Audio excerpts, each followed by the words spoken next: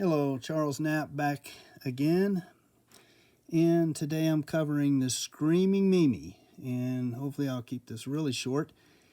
And if you read the subtitle, it's Infans Infernus Inflictus, which translates into Infants Inflict Hell. And so there's three parts to this, I believe, and it may be just one or two.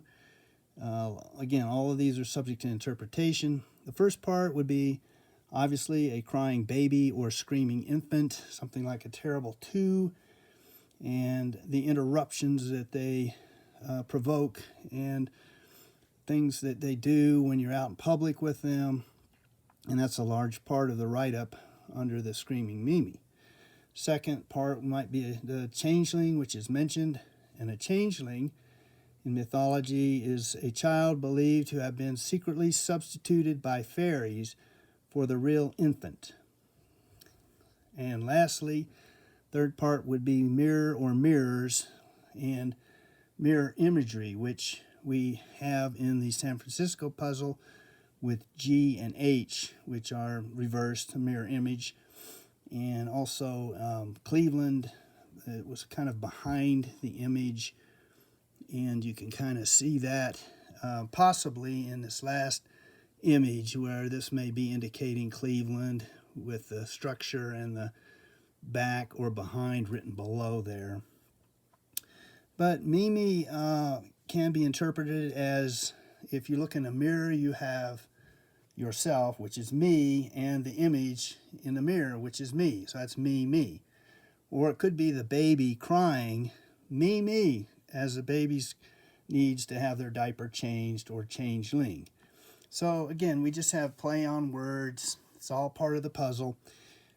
Some things that are mentioned in the write-up in the words are vampires, elevators, and also canes.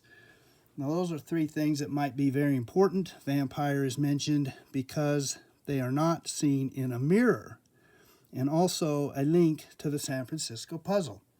Mind Boggles is a good link to the San Francisco puzzle. And two other links are the elevators in Coit Tower elevator, and of course the reference to canes, which you can find up here, and that's a reference to, or a link to, the sophomoric jinx.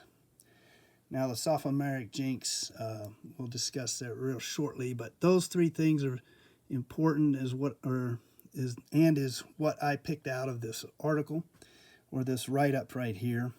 Lastly, there's the story of the Bridget Cleary.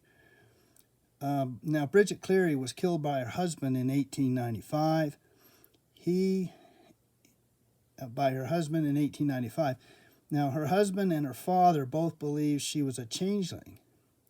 So they took her and they threw urine on her, and she was burned. And if you read that up here, this may be referencing that, or it could be just a smelly diaper of a baby. In any event, Bridget Cleary had a pretty rough time. She died. Her husband, Michael Cleary, served 15 years in prison for her murder, and afterwards he was released and lived in Liverpool, England for a few months, and then moved to Montreal, Canada. Now, this may or may not be indicating that story, but it sure fits pretty good. Okay, so moving on, here's the clock at Coit Tower elevator. Well, I call it a clock, but it's the elevator indicator, which in the San Francisco art actually resembles the clock. And the difference, of course, obviously you can see the differences, but the 12 is at the top in the artwork by JJP.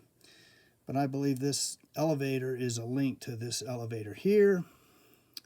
And here's the Mind Boggles. We briefly discussed that, and you can find a whole video on Mind Boggles. But here's the vampire that we had just discussed, and vampires are not seen in a mirror. And lastly, the cane. Why would you put a cane in this figure here? Well, you're linking it together to the other puzzles. The cane links Mimi, the Screaming Mimi, to the sophomoric jinx. And the sophomoric jinx is linked to the San Francisco puzzle. and I'm going to kind of leave it at that. But here I believe this is also a cane, and where they meet is X marks the spot. And it actually, I believe, marks the spot in 2 puzzles on the cassette deck. And I'm just kind of going to leave it like that at this point, because I'm going to do another video. This is standalone or by itself of the sophomoric jinx. And in conclusion, in the Screaming Mimi, the writer probably didn't like crying, screaming babies out in public, and who does? And there's some mirror linkages in the Screaming Mimi. Some are San Francisco links, and of course we have the cane. And I'm going to leave it at that. And if you were in Catholic school, apparently you got wrapped sometimes by something like a cane, but the cane is a prominent disciplinary device used a long time ago in Britain's schools and maybe some American schools. And with that, I'm signing off. Until the next video.